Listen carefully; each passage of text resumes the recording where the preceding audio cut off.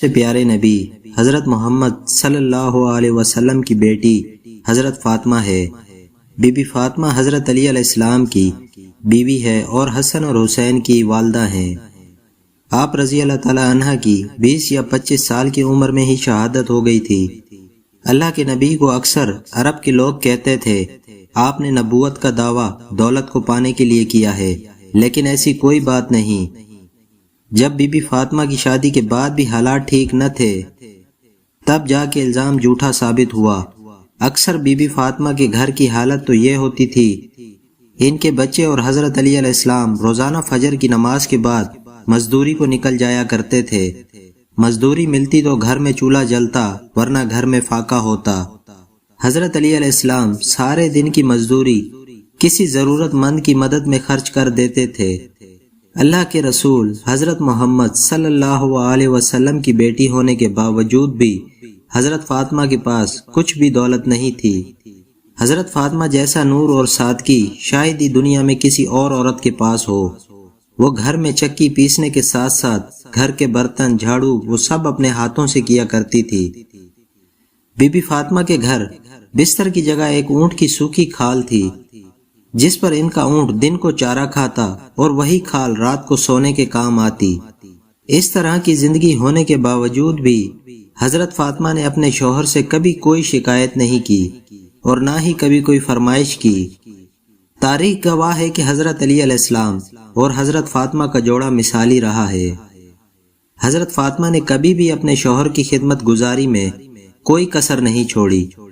اللہ کے پیارے نبی بھی اپنی لاڈلی پیاری بیٹی کو ہمیشہ یہی نصیحت فرمایا کرتے تھے کہ عورت کا اخلاقی فریضہ شوہر کی خدمت گزاری اور فرما برداری ہے۔ اللہ کے نبی نے اپنے داماد حضرت علی علیہ السلام سے بھی یہی کہا کہ آپ مجھے بہت عزیز ہو اور فاطمہ بھی مجھے بہت عزیز ہے، ہمیشہ میری بیٹی فاطمہ کے ساتھ اچھا برتاؤ رکھنا۔ ناظرین، ایک مرتبہ پیارے نبی حضرت فاطمہ کو لینے اس کے گھر سسرال تشریف لے گئے۔ اس وقت حضرت علی علیہ السلام گھر پر موجود نہیں تھے۔ یہ دیکھ کر حضرت فاطمہ نے اللہ کے نبی حضرت محمد صلی اللہ علیہ وسلم سے یعنی کہ اپنے والد سے جو کچھ کہا آپ بھی سن کر حیران و پریشان ہو جائیں گے۔ اس لیے آج کی ویڈیو آپ کے لیے بہت خاص ہے، اور خاص کر ایسی عورتیں جو بار بار اپنے سسرال سے میکے آ جاتی ہیں۔ یہ واقعہ سن کے ان کی زندگی بدل جائے گی۔ ناظرین محترم، یہ واقعہ بی بی فاطمہ کی شادی کے 3 دن بعد کا ہے۔ حضرت محمد صلی اللہ علیہ وسلم بی بی فاطمہ کو ان کے سسرال سے لینے گئے، یعنی حضرت علی علیہ السلام کے گھر تشریف لے گئے، اور آپ نے پیاری بیٹی کو آزمانے کے لیے آپ نے ارشاد فرمایا، بیٹی فاطمہ میں تمہیں لینے آیا ہوں، میرے ساتھ گھر چلے۔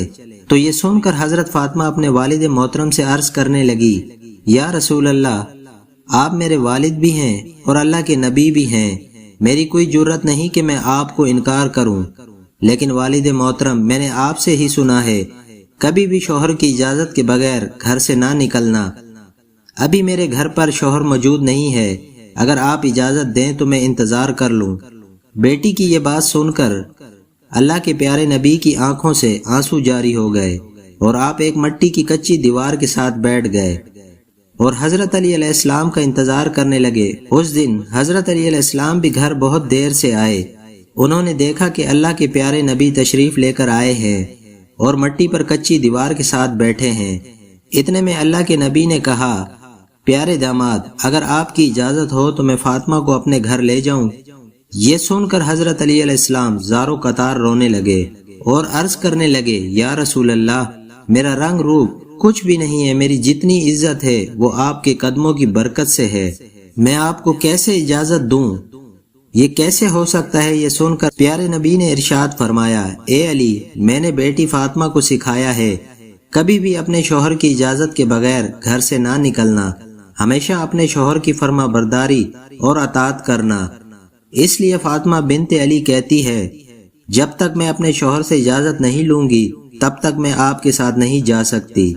یہ سن کر حضرت علی علیہ السلام عرض کرنے لگے، یا رسول اللہ، آپ دعا کرنا کہ فاطمہ کے اعمال کی برکت سے مجھے کل قیامت کے دن بھی کامیابی عطا فرما دے۔ ناظرین، اسی طرح کا واقعہ ایک مدینہ شریف کا بتاتے ہیں آپ کو، جس کو سن کر آپ حیران ہو جائیں گے۔ حضرت محمد غزالی نے اپنی کتاب میں لکھا ہے، مدینہ شریف میں ایک عورت کا شوہر اس کو پابند کر کے گیا کہ میں باہر جا رہا ہوں، میرے پیچھے گھر سے باہر نہ نکلنا، جب تک میں واپس نہ آ جاؤں، گھر ہی رہنا۔ اس عورت کے گھر کے سامنے ہی اس کے باپ کا گھر تھا، یعنی اس کا میکے تھا، اور اس کا بوڑھا باپ بھی وہیں رہتا تھا۔ ایک دن اس کے گھر سے پیغام آیا کہ تمہارا باپ بیمار ہے، آ کر اپنے باپ سے مل لو۔ جیسا کہ آپ کو معلوم ہے بیٹی کو اپنے باپ سے کتنی محبت ہوتی ہے، اس کا کوئی پیمانہ نہیں کہ اس کو کوئی ناپ سکے۔ لیکن جیسے ہی اس کی بیٹی کی طرف پیغام آیا تو اس نے کہا کہ میں نہیں آ سکتی، میرا شوہر مجھے پابند کر کے گیا ہے، اور میرا شوہر مجھے اس لیے پابند کر کے گئے ہیں کہ اللہ کے رسول صلی اللہ علیہ وسلم نے مجھے پابند کیا ہے۔ آپ نے فرمایا کہ شوہر کی اجازت کے بغیر گھر سے نہ نکلنا، اور مجھے اس وقت کوئی بات کی خبر نہیں کہ میرے خاوند کون سی میدان میں جہاد کر رہے ہیں۔ جاؤ پہلے اللہ کے نبی سے پوچھو کہ میرے والد بیمار ہیں، میں اپنے شوہر کی اجازت کے بغیر جاؤں یا نہ جاؤں۔ پھر اللہ کے نبی سے سوال کیا گیا، اللہ کے نبی نے فرمایا کہ اپنے شوہر کی اطاعت کرو گی، قیامت کے دن اللہ تعالیٰ آپ کو بہتر جزا دے گا۔ پھر 2 دنوں کے بعد خبر آئی کہ تمہارا باپ بہت زیادہ بیمار ہو گیا ہے، آ کر اپنے باپ سے مل لو۔ عورت نے پھر اللہ کے نبی سے پتہ کیا تو آپ نے فرمایا اس عورت سے کہہ دو اپنے شوہر کی اطاعت کرو۔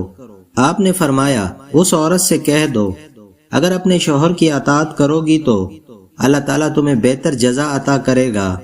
اس کے بعد 4 دن گزر گئے، پھر خبر آئی کہ تمہارا باپ فوت ہو چکا ہے، آ کر اپنے باپ کا آخری دیدار کر لو۔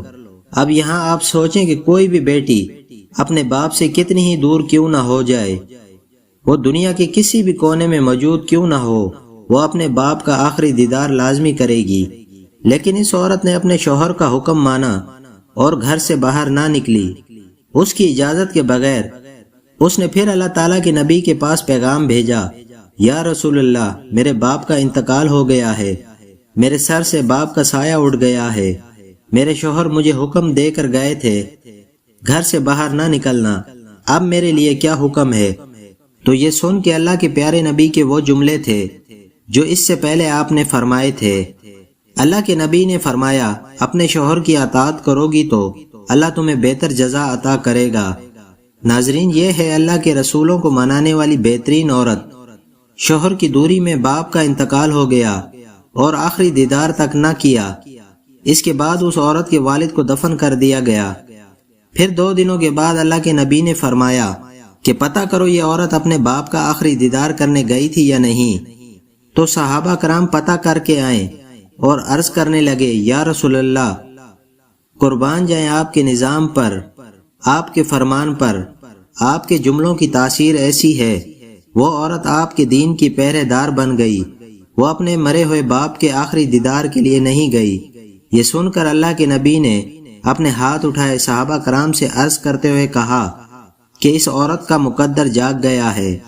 ہم نے دیکھا ہے کہ اللہ کے نبی کے چند آنسو گرے، پھر آپ نے اپنے چہرے کو صاف کرتے ہوئے فرمایا، صحابہ کرام سے کہا کہ جاؤ اس عورت کو خوشخبری سنا دو کہ تم نے اپنے شوہر کی اطاعت کی ہے، تیری اس فرما برداری کی وجہ سے اللہ تعالیٰ نے تجھے بھی بخش دیا ہے اور تیرے باپ کی بخشش فرما دی ہے۔ اگر آپ کو میری ویڈیو پسند آئی ہو تو ہمارے چینل کو لائک اور سبسکرائب ضرور کیجیے گا۔